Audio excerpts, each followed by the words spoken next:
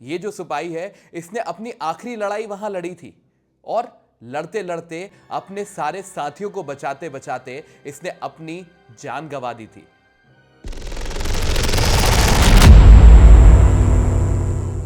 एक ऐसा सिपाही जो आज भी अपनी ड्यूटी पर डटा हुआ है।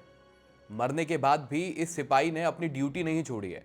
आज की कहानी इसी सिपाही की है जो मर तो गया है लेकिन इसने आज तक अपने काम को कभी अधूरा नहीं छोड़ा। मध्य प्रदेश के एक छोटे से गांव के अंदर यह छावनी बनी है। कहा जाता है कि यह छावनी अंग्रेजों के जमाने की है और इसी छावनी का यह रक्षक है जो कि आज भी अपनी ड्यूटी पर तैनात है। कई सारे लोगों की कई सारी कहानियां इस सिपाही से जुड़ी हुई है, लेकिन खास बात यह है कि यह सिपाही कभी किसी को नुकसान नहीं पहुंचाता।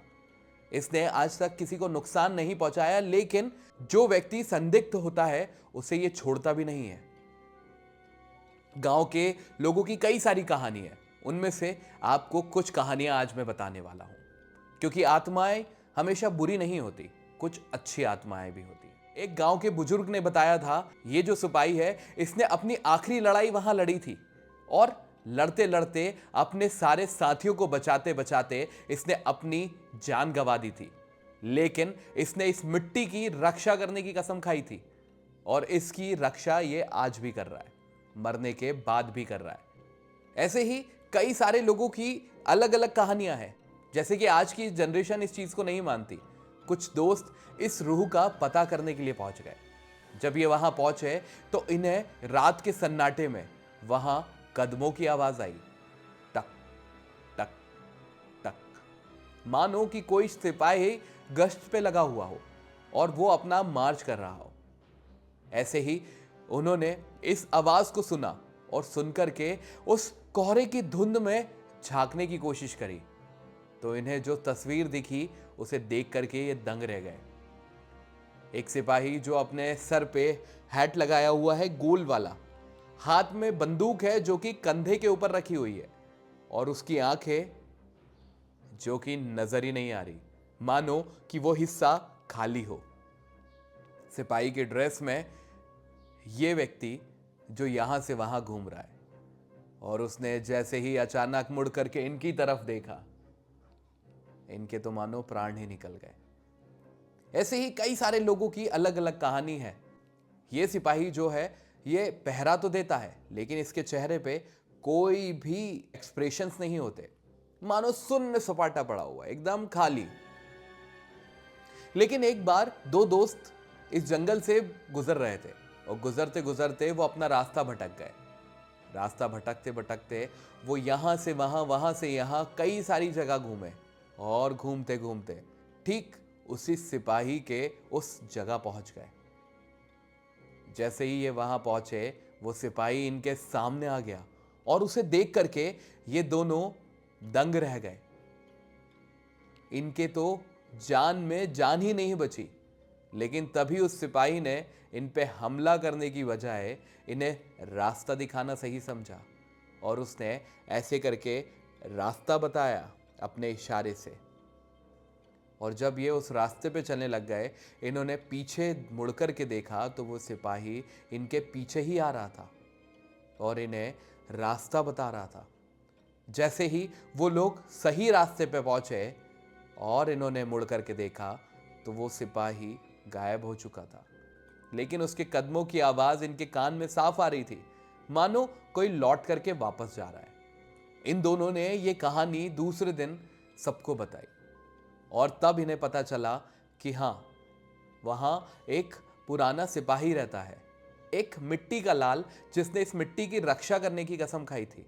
मरने के बाद भी वो इस धरती को और इस मिट्टी को छोड़ना नहीं चाहता। ऐसे ही कई सारी कहानियां जो उस मिट्टी से नजर आई है।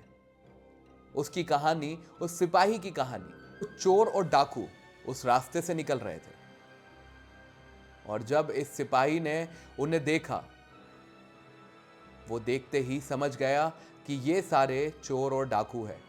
इनके ऊपर उस सिपाही ने वहीं से हमला कर दिया और जैसे ही इन चोर डाकुओं ने उसकी रूह को देखा, वो लोग वहीं कांप गए।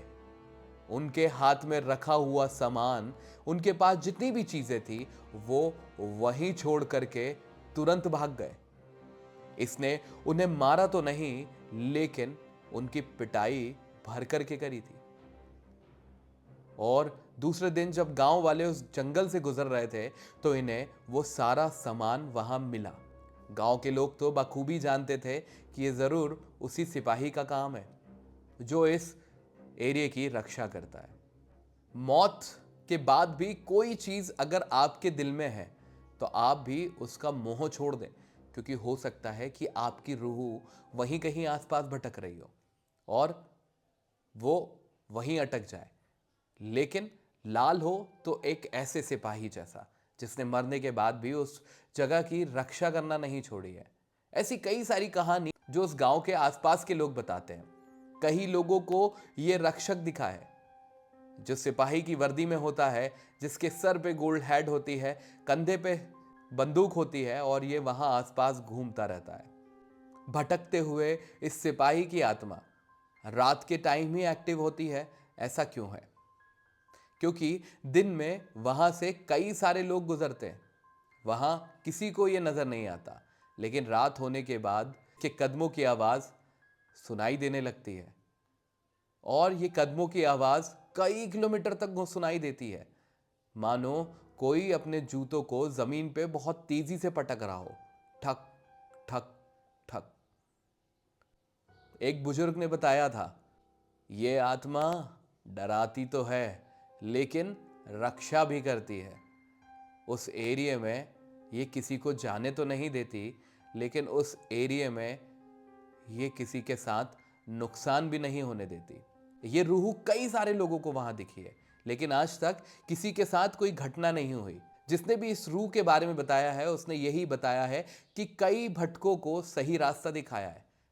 कई नए नौजवान, कई सारी नई पीढ़ियां जो गलती से उस जगह घुस तो जाती है, लेकिन इस सिपाही के पास पहुंच करके अपने प्राण छोड़ने पे तैयार हो जाती है, क्योंकि वो इतना लंबा चौड़ा और डरावना है जिसे देख करके इंसान वहीं कांप उठता है।